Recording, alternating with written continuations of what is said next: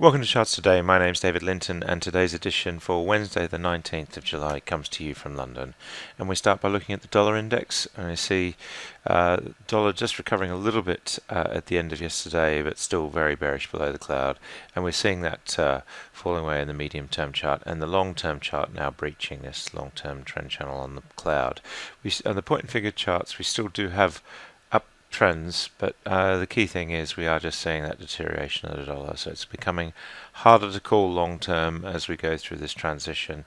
And the euro is definitely strengthening. Its long term transition into bullish is very clear, so we are seeing this on the euro.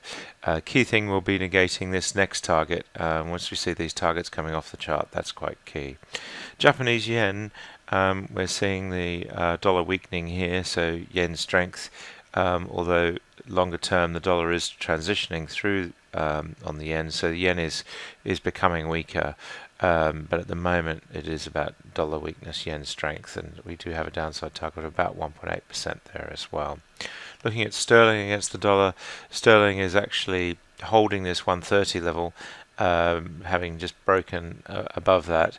Key thing is we are still bearish long term, and we have a lot of downside targets hanging over us on the sterling chart. We do have this upside target now of 136.87. That's 5% away, so it does look like sterling will have a better few weeks. And looking against the euro, we're seeing sterling is actually bearish with downside targets to 110, 112, and 110.40, 110.50. So about 2% further downside against the euro. So it's euro strength, sterling in the middle, and then dollar weakness. Looking against the Swiss franc, we see much the same picture. And against the Australian dollar, sterling is falling quite heavily, but this is all about Australian dollar strength at the moment. But we are in bearish trends here, so Australian dollar looking strong. The S&P 500 index looking bullish above the clouds still, just holding the highs. The Nasdaq just nudging to get back to this all-time high that we saw in June. Strong day again yesterday, so we are just seeing the strength in Nasdaq coming back. And the Dow, much the same picture, bullish above the cloud on all three time frames, and the Russell 2000, so it's still fairly broad-based bullish market. Looking at the S&P future, up very, very slightly this morning, and the Nasdaq E-mini is actually up about 1/3%, so we are just seeing signs that the Nasdaq will open higher. FTSE yesterday had a bit of a down day, but is still bullish above the cloud on all three time frames.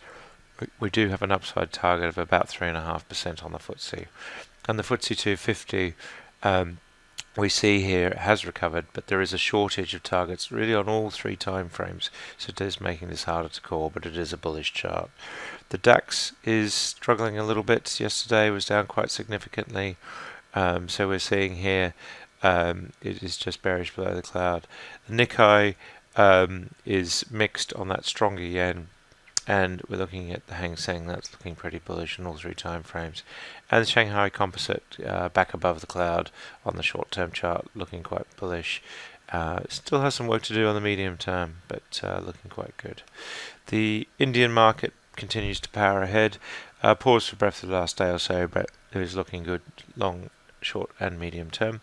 And the Australian market just suffering a little bit, that Australian dollar probably weighing a little bit heavily there.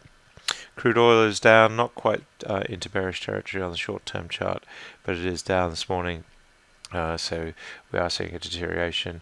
And WTI, much the same picture, just on the verge of going back through the cloud into a bearish trend. US nat gas holding the 308 level at the moment. It's a bullish short-term, but no clear upside targets. We did have 306, which we talked about yesterday, and the market promptly went there. So it's at the moment in a mixed picture. We're bearish in the medium term, bullish in the long term. Copper still holding its gains, so that's quite key as well. Looking straight to gold, gold had a stronger day yesterday, but is down a little bit this morning. We are still bullish short term, and the medium term chart is mixed. And looking at silver, we see here that silver is also bullish in the short term. US Treasury yields up just slightly yesterday, had fallen quite heavily, and so we're sitting at this 227. Apple looking stronger, back at this 150 level. Google also looking stronger. Amazon powering ahead above the 1,000 level. Facebook breaking the 160 mark yesterday to a new all-time high, and Microsoft also breaking higher. So US tech still looking pretty good. That's it for today. Until tomorrow, happy charting. See you then.